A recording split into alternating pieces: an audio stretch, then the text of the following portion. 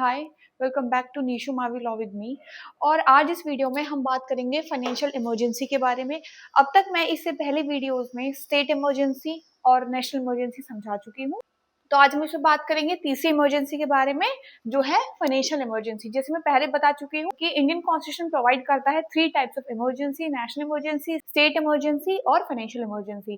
तो state emergency और national emergency हम ऑलरेडी कवर कर चुके हैं। आज हम पढ़ेंगे फाइनेंशियल इमरजेंसी के बारे में। फाइनेंशियल इमरजेंसी जो है वो under article 360 of Indian constitution में है। ये कहता है कि इफ प्रेसिडेंट इज सेटिस्फाइड, अगर प्रेसिडेंट सेटिस्फाइड होते हैं दैट फाइनेंशियल स्टेबिलिटी, कि जो इंडिया की फाइनेंशियल स्टेबिलिटी है या जो इंडिया का क्रेडिट है या फिर इंडिया के किसी पार्ट का इज इन डेंजर, या तो फिर इंडिया का या फिर इंडिया के किसी पार्ट में क्या हो गया है, कोई फाइनेंशियल स्टेबिलिटी को या फिर क्रेडिट ऑफ इंडिया को क्या है, डेंजर है। जैसे डेंजर किस तरह का हो सकता है, सीरियस इकोनॉमिक क्राइसिस आ गए हैं, देश पर बहुत डेट हो गया है, bank करप्सी etcetera. He can declare a financial emergency. तो वो क्या डिक्लेयर कर सकते हैं भारत में, फाइनेंशियल इमरजेंसी, बाय इशूइंग अ प्रोक्लामेशन। और कैसे कर सकते हैं, प्रोक्लामेशन इशू करके। ओके, प्रोक्लामेशन क्या है, एक ऑफिशियल नोटिस। तो अगर जो प्रेसिडेंट ऑफ इंडिया है वो सेटिस्फाई होते हैं कि इंडिया का या फिर इंडिया के किसी पार्ट में जो इंडिया की फाइनेंशियल स्टेबिलिटी है या क्रेडिट ऑफ इंडिया है वो डेंजर में है, और डेंजर हो सकता है इकोनॉमिक क्राइसिस, डेट, बैंकरप्सी, इस तरह का, तो क्या कर सकते हैं, प्रोक्लामेशन निकाल सकते हैं और प्रोक्लामेशन के जरिए फाइनेंशियल इमरजेंसी देश में डिक्लेयर कर सकते हैं। तो अगर हम कम शब्दों में समझे कि फाइनेंशियल इमरजेंसी लगाई कब जाती है, तो ये तब इम्पोज की जाती है when the economy is in danger, जब हमारे देश की जो अर्थव्यवस्था है वो खतरे में आ जाती है, तो प्रेसिडेंट प्रोक्लेम कर देते हैं फाइनेंशियल इमरजेंसी। अब बात आती है पार्लियामेंट्री अप्रूवल की, क्योंकि जब कोई भी इमरजेंसी लगती है, प्रेसिडेंट प्रोक्लेमेशन निकालता है, तो वो प्रोक्लेमेशन अप्रूव्ड होना चाहिए both the houses of the parliament से। तो इसमें अब हम समझेंगे कि जो फाइनेंशियल इमरजेंसी है उसके अप्रूवल के बारे में।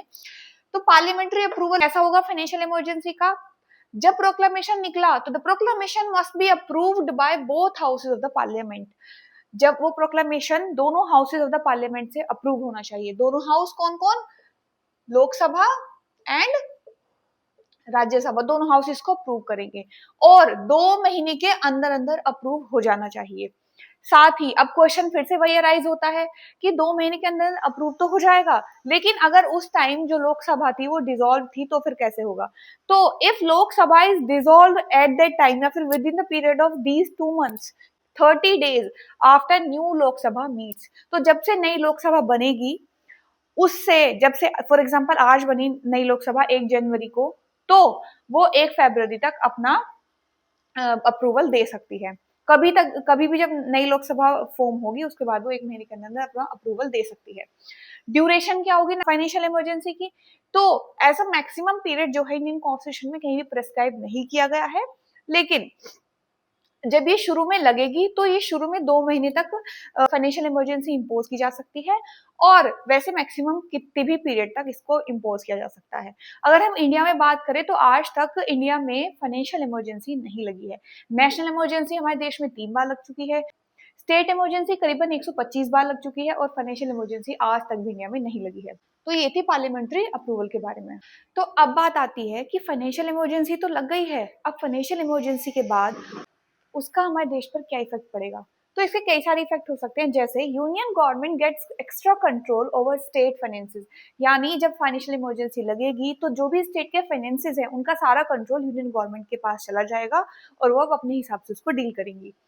President can give directions to state that how to manage money. अब यहाँ पर जो हमारे एग्जीक्यूटिव है, यूनियन एग्जीक्यूटिव, वो स्टेट को डायरेक्शन दे सकते हैं कि आपको मनी को कैसे मैनेज करना है, जैसे कि अपने एक्सपेंसेस को लिमिट कर दो कुछ, और लोन्स वगैरह देना बंद कर दो।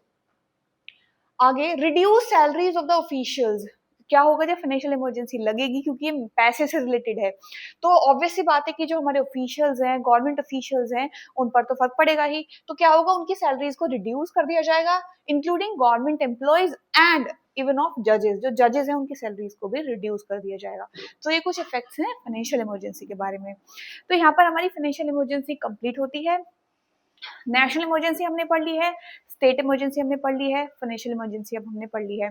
तो अब मैं जो नेक्स्ट वीडियो लेके आऊंगी मैं उसमें तीनों का कंपैरिजन करूंगी, क्योंकि तब हम कंपैरिजन करके पढ़ते हैं। क्योंकि क्या होता है जब हम पार्लियामेंट्री अप्रूवल पढ़ते हैं या हम इनका मैक्सिमम ड्यूरेशन पढ़ते हैं तो उसमें अक्सर कंफ्यूज हो जाते हैं। नेक्स्ट वीडियो में मैं इन तीनों का कंपैरिजन करूंगी, उससे आप अच्छे से समझ पाएंगे। अगर आपको वीडियो पसंद आई हो, do press the like button, subscribe to this channel. Thank you so much.